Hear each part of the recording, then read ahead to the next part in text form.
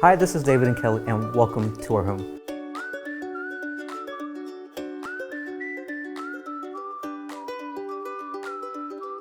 So Kelly, you ready? I'm ready. All right, so today's big question is, what does a title company do? That's a great question. And today we have a special guest with us. This is Kim Hill. She's with Lawyers Title, the Cathy Miller Team. She's been an escrow officer there for 35 years. And we're going to present that question to you, Kim. Well, that's a great question. So the title company is a third-party intermediary.